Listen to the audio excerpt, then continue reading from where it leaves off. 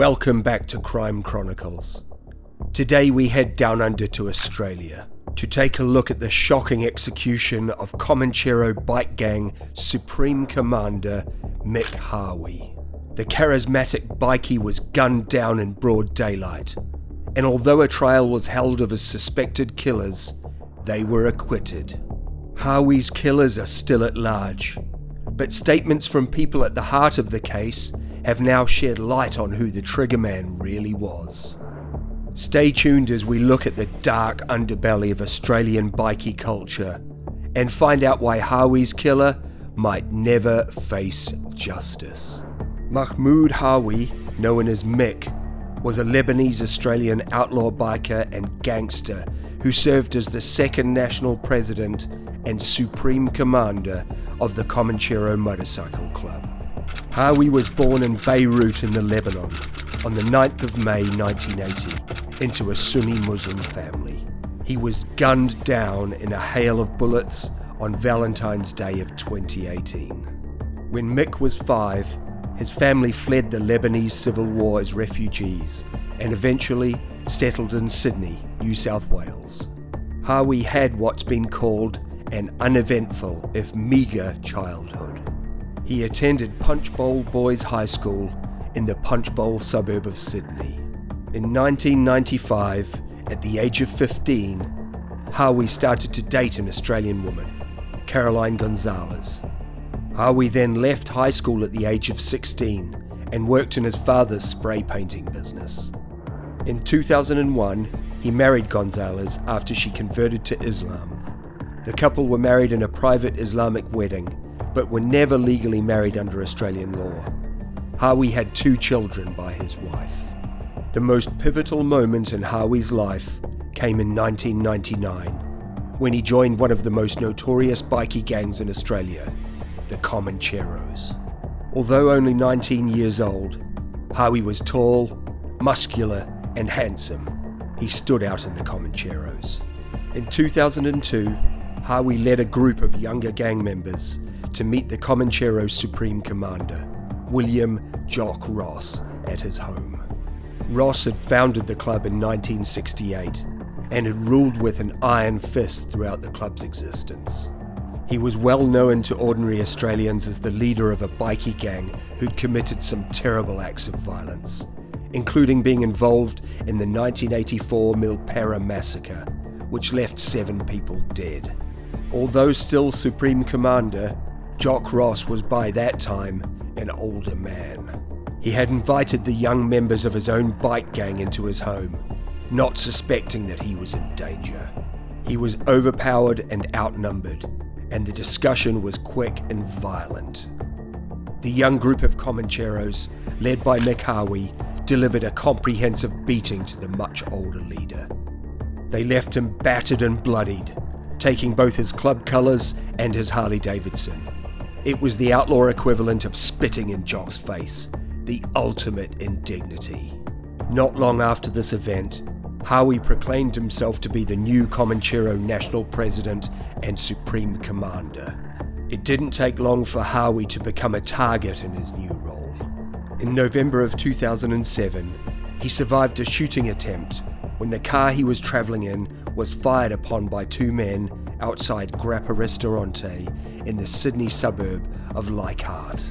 According to Hawi, a bullet lodged in the headrest of his car seat during the incident. After this close call, Hawi spent more and more time travelling in a bulletproof car.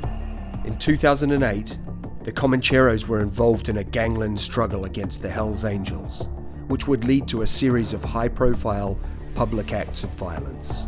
On the 22nd of March 2009, Hawi and several other Comancheros were involved in a brawl at Sydney Airport with members of the Hells Angels, led by the Hells Angels Australian National President, Derek Wainohu. Both Hawi and Wainohu were on the same flight from Melbourne to Sydney, and during the flight, Hawi and Wainohu exchanged words. Both gang leaders then texted and called the respective members of their gangs to be present at Sydney Airport. This was a call to arms. When members of the rival gangs spotted each other at Gate 5 of the airport, a fierce and chaotic brawl broke out as the Hells Angels and Comancheros fought each other. One eyewitness, Naomi Constantine, told the Australian Broadcasting Corporation News, "They started grabbing the metal poles that break up the check-in area and swinging them almost like swords at each other's heads. I saw one of the men lying on the ground, and another man came up with a pole and just started smashing it into his head." The shocking brawl ended with Anthony Zervis, brother of a Hells Angel member, Peter Zervis, being punched and kicked to death in public by the Comancheros. The security camera footage showed the Comancheros displayed extreme sadism as they gleefully punched and kicked Zervis while smashing in his head with a 17-kilogram metal bollard. According to witnesses, Hawi left the scene telling Peter Zervis, "You're dead. You're effing dead. Next time we see you, you're going to have bullet holes through you." After killing Anthony Zervis, the Comancheros jumped into a taxi, shouting to the driver, "Go, go, go!" Hawi went into hiding after the airport incident and was, for a time, Australia's most wanted man. Eventually, Hawi was charged with second-degree murder in connection with Zervis's killing, and the trial began on the 25th of May, 2011. The Crown Attorney prosecuting Hawi stated during the trial that the feud with the Hells Angels led to the perfect storm at the Sydney airport, as the hatred between the two gangs was such that members of both gangs were willing to kill each other. During the trial, the Crown introduced as evidence DNA which matched Hawi's that was found under Zervis's fingernails. On the 1st of November 2011, Hawi was found guilty of second-degree murder and affray, specifically fighting in public. It was felt that the Crown had not established that Hawi had personally inflicted any blows on Zervis, but that his presence would undoubtedly have had the effect of authorising and approving the actions of the other men who bludgeoned Anthony Zervis to death. Hawi appealed the murder conviction and, in a plea bargain with the Crown on the 4th of September 2014, pleaded guilty to manslaughter, and in 2015 he was released on parole. Mick was a big player in Sydney before being a bikie was fashionable, and tensions between the Hells Angels and Comancheros were high, ever since the events that put Hawi in prison. Although there would always be dangers associated with being the leader of a prominent bikie gang, Hawi didn't feel like he was in any danger on Valentine's Day of 2018, as he went to the Rockdale Fitness First gym on the south side of Sydney.